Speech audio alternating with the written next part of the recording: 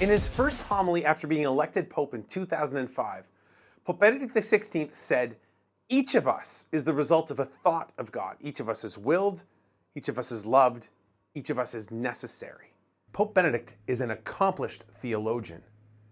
So when he says you're the result of a thought of God, the God who created everything around us, he's saying you're made for something significant, something great.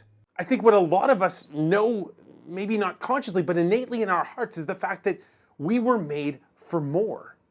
And I think this is part of why we love certain stories, certain movies that take people from ordinary situations and elevate them into these situations, these scenarios that change their worlds, that change their universes in some cases. One great example of this is the original Star Wars trilogy. Because in that story, we encounter young Luke Skywalker gazing up at the stars, wishing things were different.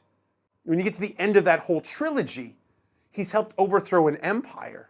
But in between episode 4 and episode 6, you have probably one of my favorite movies of all time, The Empire Strikes Back. And the reality is Luke Skywalker in The Empire Strikes Back continually screws things up. I mean, think about it. The movie opens with him getting lost out in a blizzard. He's got to be rescued. He kisses his sister. Ugh. He goes off to find training and crashes his ship.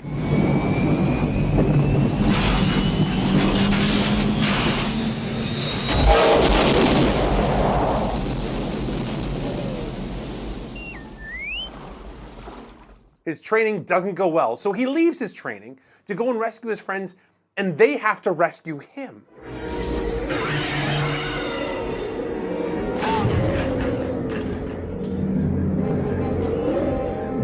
But it's what Luke does following these failures, following these errors, following these mistakes, that makes his story so compelling.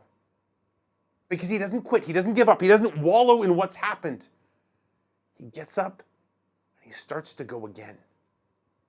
Now, it's been said that saints are sinners who fall down and get back up one more time than they've fallen. And the reality is, if we're going to go back to Pope Benedict's quote, the idea that you were made for greatness, well, the greatness you were made for is you were made to be a saint. But the reality is, we all mess up. We all screw up, just like Luke did. Sometimes those screw-ups are flat-out accidents, things that we didn't know, we didn't understand, and something bad happened.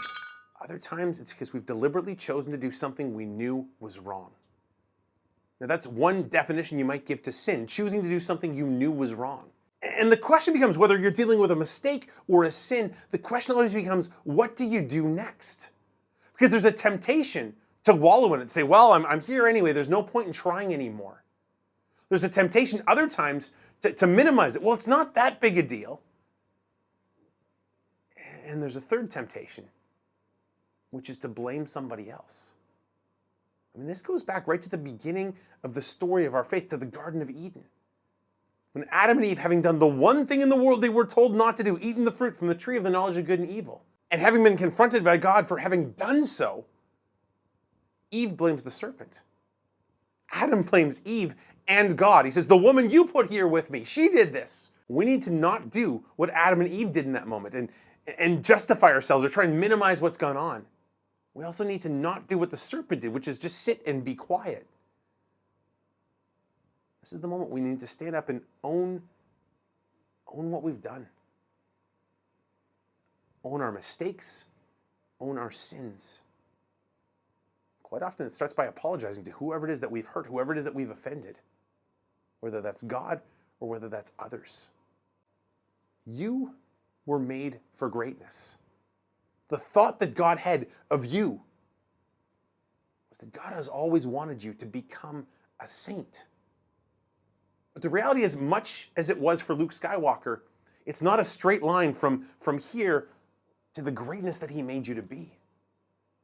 There are going to be dips and valleys and curves. There are going to be times where you're going to trip and you're going to stumble and you're going to fall.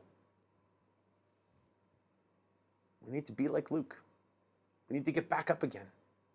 We need to apologize sometimes because we've hurt people, because we've damaged our relationship with God. And we need to keep on going, keep on moving forward. Because the reality is, if God had a thought of what you can be, chances are what he dreams for you, it's bigger and it's more amazing than anything you could imagine.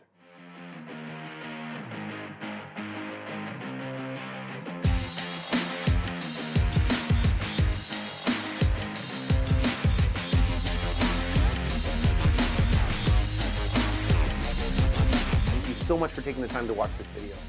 If you have any questions, any suggestions for a future topic that I can address in one of these videos, jump into the contact page at mikeisthird.com and let me know what I can help you with. In the meantime, God bless you all.